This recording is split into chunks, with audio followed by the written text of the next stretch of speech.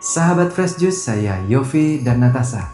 Sesaat lagi kita akan mendengarkan Fresh Juice. Jumat 12 Desember 2025 bersama Romo Antonius Rajabana OMI dari Jakarta. Selamat mendengarkan.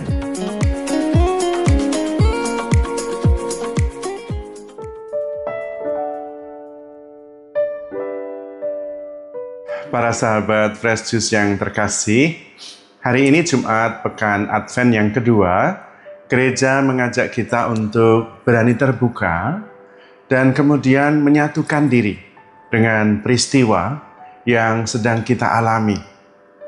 Dan kemudian menyadari bahwa dalam setiap peristiwa itu, Tuhan memanggil kita untuk berperanan, entah besar entah kecil dalam rencana Tuhan yang tentu baik. Bukan hanya untuk kita, tetapi untuk semua ciptaan. Mari kita mendengarkan bacaan secara lebih lengkap. Inilah Injil Suci menurut Matius. Dimuliakanlah Tuhan. Bacaan diambil dari Injil Matius bab 11 ayat 16 sampai dengan 19. Yesus berkata kepada orang banyak, "Dengan apakah akan kuumpamakan angkatan ini? Mereka itu seumpama anak-anak yang duduk di pasar dan berseru kepada teman-temannya, 'Kami meniup seruling bagimu, tetapi kalian tidak menari. Kami menyanyikan kidung duka, tetapi kalian tidak berkabung.' Sebab Yohanes Pembaptis datang, ia tidak makan dan tidak minum, dan mereka berkata, ia kerasukan setan.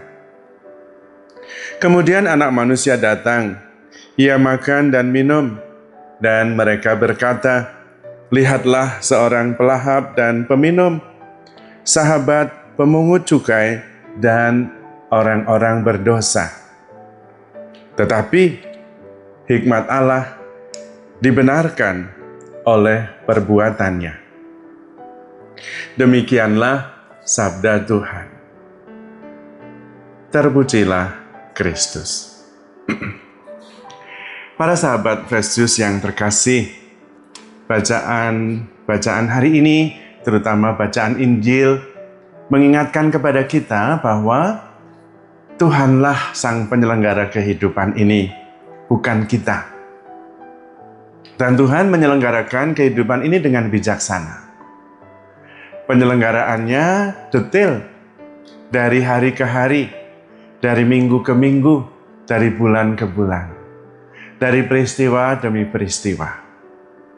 Karena itu kita diminta untuk terbuka dan bersatu dengan setiap peristiwa. Karena dalam setiap peristiwa itu, Tuhan punya rencana besar bagi kita dan juga bagi seluruh kehidupan. Tetapi seringkali kita mempunyai agenda sendiri, sehingga kita sibuk untuk mewujudkan rencana kita masing-masing. Dan karena itu tidak ada kesatuan dalam sebuah peristiwa.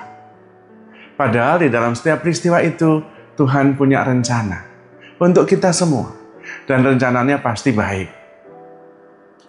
Dikatakan di dalam Injil tadi, Anak Manusia datang, tetapi orang-orang pada zamannya justru menganggapnya dia adalah sahabat peminum dan orang-orang berdosa.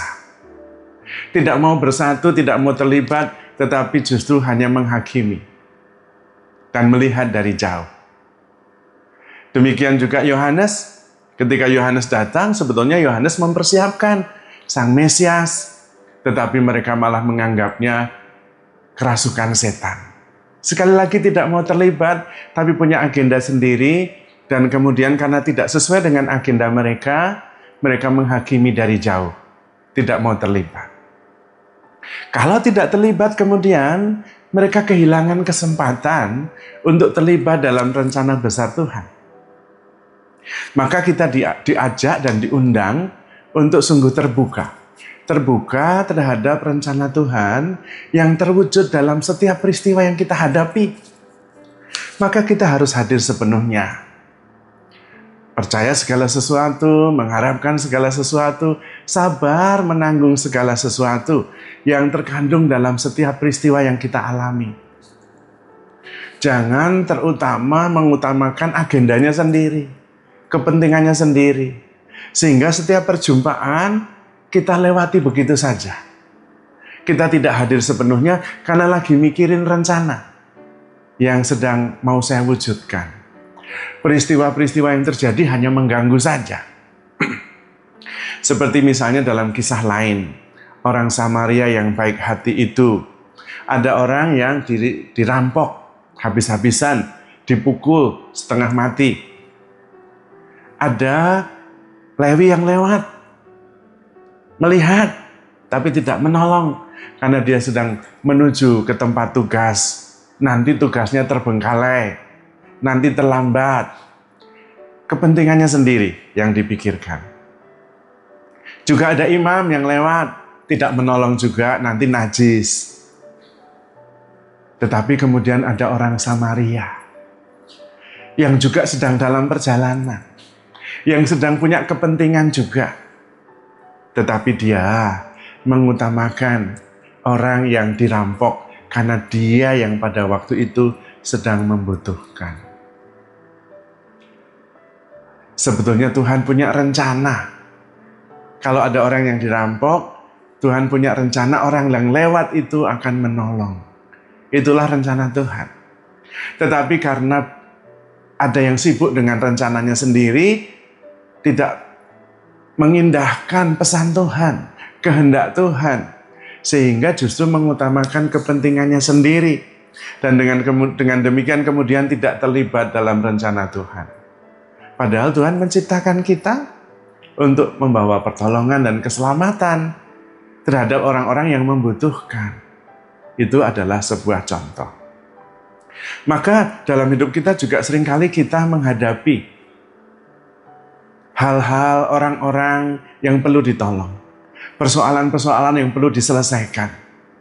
Tetapi karena tidak masuk dalam agenda pikiran kita, maka kemudian kita mengesampingkan. Saya melaksanakan tugas saya. Yang penting tugas saya beres.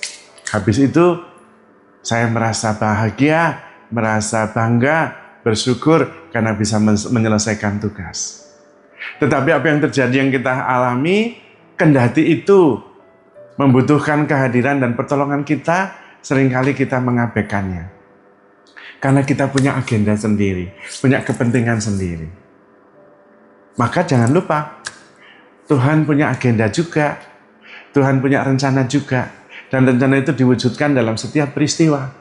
Maka mari kita hadir sepenuhnya dalam setiap peristiwa itu, dan kemudian menyadari Tuhan melibatkan dalam peristiwa itu. Kalau tidak mungkin saya ada di situ. Lalu kita bisa bertanya, apa yang bisa saya buat? Jangan tergesa-gesa untuk pergi melaksanakan kepentingan kita sendiri, agenda kita sendiri. Karena di dalam setiap peristiwa itu ada agenda Tuhan, ada rencana Tuhan.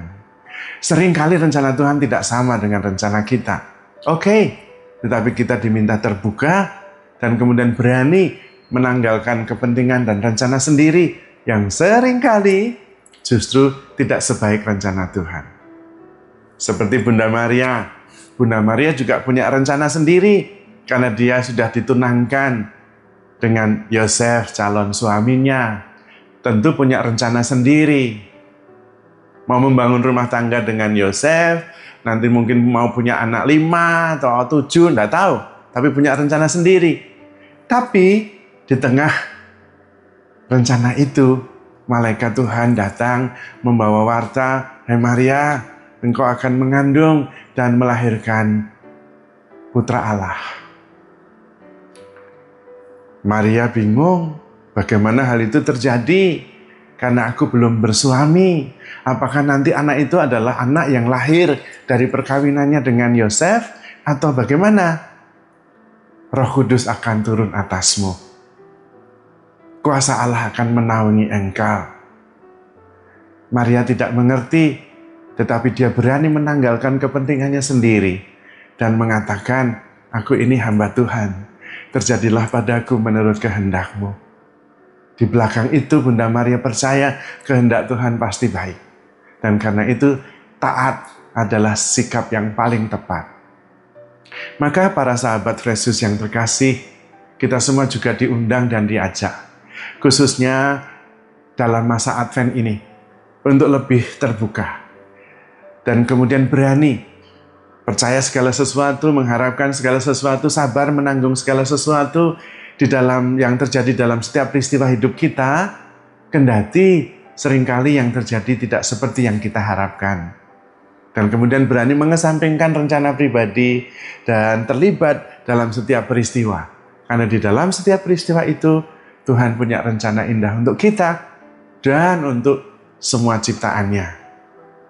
Dan kita hanya bisa bersyukur, karena siapakah kita ini sehingga dilibatkan Tuhan dalam rencananya yang ajaib.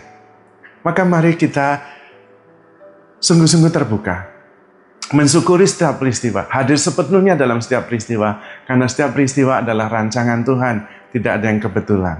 Di dalamnya ada pesan yang indah untuk kita dan untuk semua ciptaan. Dan karena itu, mari kita mengutamakan rencana Tuhan, supaya kehendak Tuhan yang terjadi dan bukan pikiran kita sendiri. Dengan demikian, kita bisa menyiapkan hati kita, hidup kita, untuk menyambut Tuhan yang datang di dalam kehidupan kita, seringkali lewat peristiwa yang kadang-kadang justru tidak mencerminkan apa yang kita bayangkan tentang kehadiran Tuhan itu. Seperti Tuhan yang lahir, ternyata lahir dalam kesederhanaan, di sebuah kandang bersama dengan para gembala. Tidak seperti yang dibayangkan banyak orang, Tuhan hadir di istana raja dengan segala kemewahan dan kemegahannya. Maka kita perlu terbuka dan menyadari bahwa kita sebetulnya tidak mengerti banyak. Dan karena itu kita diminta untuk percaya lebih banyak. Percaya segala sesuatu, mengharapkan segala sesuatu, sabar menanggung segala sesuatu.